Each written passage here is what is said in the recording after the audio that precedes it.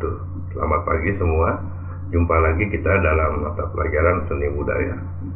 Pada pelajaran seni budaya hari ini saya akan bahas tentang sejarah seni rupa Indonesia dari zaman prasejarah hingga modern. Seni rupa pada zaman prasejarah sampai modern itu terdiri dari 4 unsur, yaitu atau 4 zaman ya. Yang pertama adalah zaman seni rupa prasejarah, yang kedua zaman seni rupa Hindu-Buddha, yang ketiga seni rupa Islam, dan yang keempat adalah zaman seni rupa modern. Jadi setiap minggunya akan saya bahas satu-satu. Untuk kali ini akan saya bahas tentang seni rupa prasejarah. Baiklah, langsung saja kita mulai ke pembelajaran kita hari ini. Sejarah seni rupa Indonesia dari zaman prasejarah hingga modern. Pembagian periodisasi sejarah seni rupa Indonesia.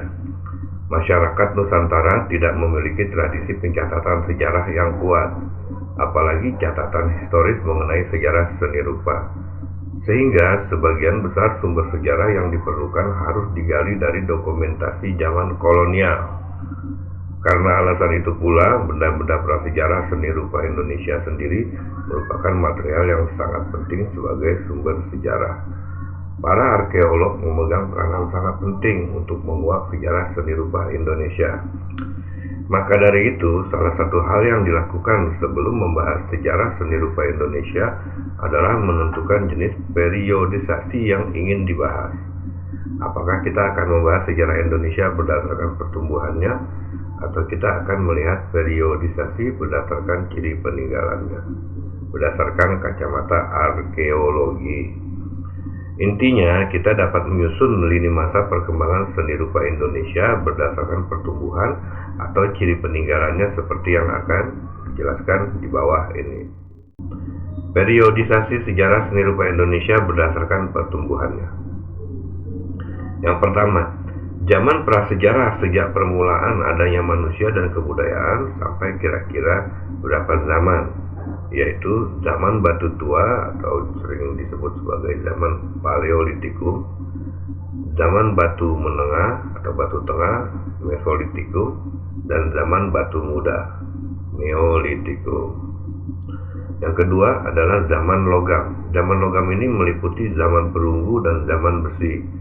Zaman tembaga tidak ditemukan di Asia, termasuk di Indonesia. Jadi hanya ada 2 zaman, yaitu zaman perunggu dan zaman besi. Yang ketiga adalah zaman purba. Sejak datangnya pengaruh India, yakni pada abad-abad pertama Tarikh Masehi sampai lenyapnya kerajaan Majapahit, kira-kira sekitar 1500 Masehi. Yang keempat, zaman Madya. Zaman Madya itu adalah sejak datangnya pengaruh Islam di Indonesia, yakni menjelang akhir zaman Majapahit sampai akhir abad ke-19. Yang kelima adalah zaman baru. Zaman baru itu yaitu dimulai sejak masuknya anasir-anasir barat dan teknologi modern Indonesia, yakni kira-kira tahun 1900 Masehi sampai saat ini.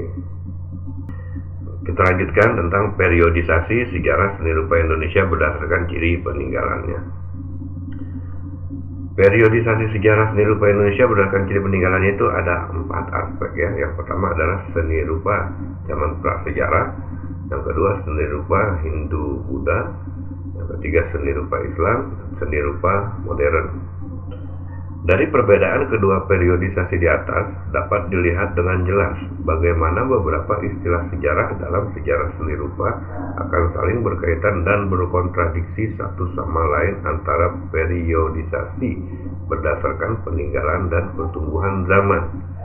Di sini akan dibahas sejarah seni rupa Indonesia berdasarkan urutan ciri peninggalannya, namun tidak akan mengabaikan konteks zamannya juga. Seni rupa prasejarah. Pembagian seni rupa prasejarah di Indonesia dibedakan atas 2 periode, yaitu zaman batu dan zaman perunggu. Pembabakan tersebut didasarkan atas kemampuan teknik dan teknologi masyarakat prasejarah tersebut, terutama dalam menciptakan alat-alat yang diperlukan dalam mendukung kelangsungan hidupnya. Jadi seni rupa prasejarah di Indonesia ini dibedakan menjadi dua periode atau dua zaman, yaitu zaman batu dan zaman perunggu. Yang mana masing-masingnya nanti tentu saja memiliki ciri dan peninggalannya masing-masing. Yang pertama kita akan bahas tentang zaman batu. Hal ini ditunjukkan dengan bukti artefak-artefak yang mereka tinggalkan. Zaman batu disebut juga zaman megalitikum yang terbagi dari satu zaman batu tua disebut sebagai zaman paleolitikum, kedua zaman batu tengah yang dikenal sebagai zaman mesolitikum, yang ketiga zaman batu muda disebut sebagai zaman neolitikum. Tradisi megalitikum muncul setelah adanya tradisi bercocok tanam atau masa neolitikum. Biasanya bangunan megalitik atau megalitikum dipergunakan sebagai sarana pemujaan. Pemujaan tersebut didasarkan atas kepercayaan mengenai adanya hubungan antara yang hidup dengan yang mati. Manusia prasejarah mempercayai adanya pengaruh kuat dari roh orang yang telah meninggal terhadap kesejahteraan masyarakat dan kesuburan tanaman. Karena itu, jasa dari seorang kerabat yang telah meninggal seringkali diabadikan dengan mendirikan bangunan batu besar yang kemudian dianggap sebagai medium penghormatan atau ritual, tempat bersemayam roh dan sekaligus sebagai lambang si mati. Menurut Wahyono dan kawan-kawan, buku ini dikeluarkan pada tahun 1921, halaman 29. Bentuk-bentuk bangunan megalitikum tersebut berupa menhir, meja batu, dan lain-lain. Bentuk-bentuk peninggalan monumental megalitikum di Indonesia diwarnai oleh batu yang berkaitan dengan pemujaan maupun upacara-upacara penguburan. Walaupun tradisi ini sudah hampir punah, namun beberapa daerah di Indonesia seperti Nias, Toraja, Flores, dan Sumba masih menjalankannya. Selanjutnya kita lihat contoh-contoh peninggalan artefak terpenting dari seni rupa prasejarah Indonesia zaman batu. Ini gambar ini adalah contoh-contoh dari peninggalan seni rupa yaitu di zaman batu ya. Yang pertama adalah kriya tanah liat. Ini ada di zaman Mesolitikum, Neolitikum. Bentuknya ada seperti ini ya, disebut kriya tanah liat. Yang kedua, lukisan dinding gua. Ini ada pada zaman Mesolitikum sampai zaman Megalitikum. Ini lukisan dinding gua. Yang ketiga, contoh bangunan Mesolitikum atau di zaman Mesolitikum, dolmen. Ini yang disebut dolmen nih. Ya, bangunannya dolmen seperti meja seperti ini. Ini tentu dibuat dari batu menhir ya, disebut dolmen. Yang keempat, contoh seni rupa prasejarah stensil, itu cap tangan di gua. Baiklah, sekarang kita lanjutkan tentang seni rupa pada zaman perunggu. Gelombang perpindahan kedua dari daratan Asia ke Nusantara pada 500 tahun sebelum Masehi membawa serta kebudayaan perunggunya ke tempat tinggal mereka yang baru. Hal ini meninggalkan banyak peninggalan sejarah seni rupa baru di Indonesia. Peninggalan artefaknya antara lain: 1. Kriya perunggu atau seni dongson, juga disebut sebagai genderang perunggu. 2. Kapak perunggu. 3. Patung perunggu. 4. Adalah ragam hias prasejarah atau tradisi pada karya perunggu. Ini adalah gambar dari contoh peninggalan karya seni rupa zaman perunggu. Ini adalah contoh karya seni perunggu yang disebut atau memiliki nama gong nekara selayar.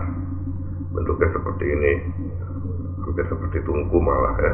Hanya ini belum ada gong, itu pada zaman perunggu diberi nama sebagai gong nekara selayar. Selanjutnya, untuk mempermudah pemahaman karya seni di zaman ini, sebaiknya kita mengetahui ciri-ciri dari objek seni yang ditemukannya.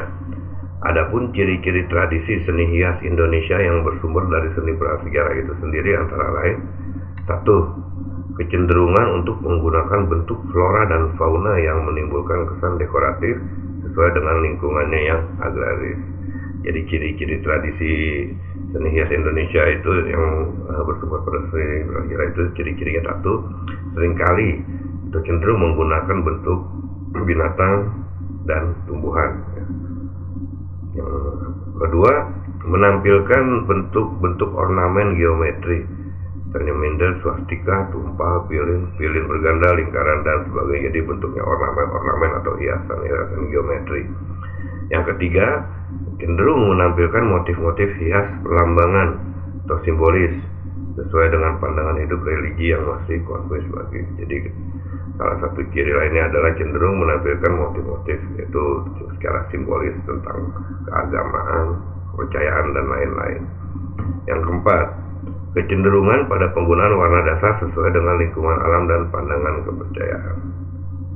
Jadi kecenderungan yang lain yaitu tentang penggunaan warna dasar pada karya seni rupa zaman prasejarah itu adalah warnanya warna dasar sesuai dengan lingkungan alam dan pandangan dari kepercayaannya. Sumber inspirasi yang banyak dimanfaatkan sebagai objek seni antara lain burung sebagai lambang roh manusia yang telah meninggal.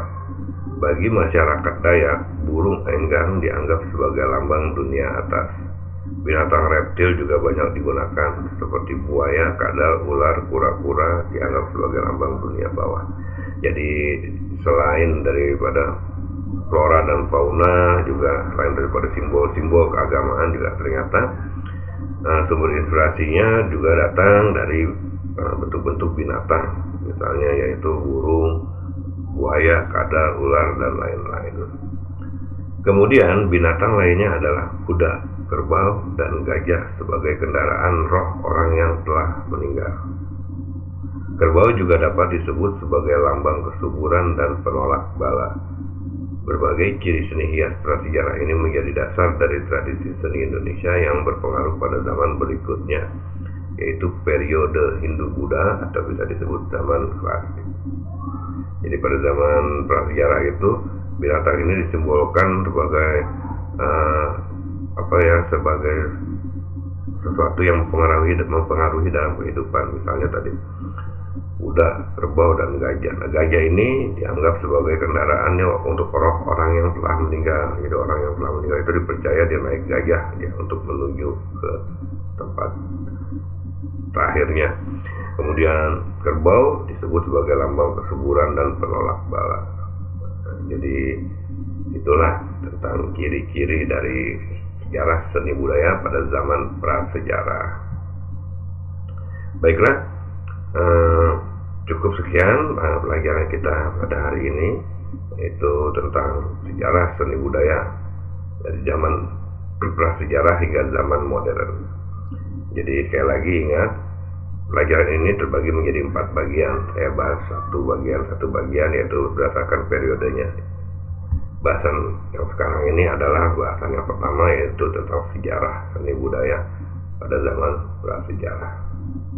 Insya Allah minggu depan kita akan lanjutkan dengan materi berikut, yaitu seni rupa Indonesia pada zaman Hindu-Buddha. Oke, tetap semangat. Wassalamualaikum warahmatullahi wabarakatuh.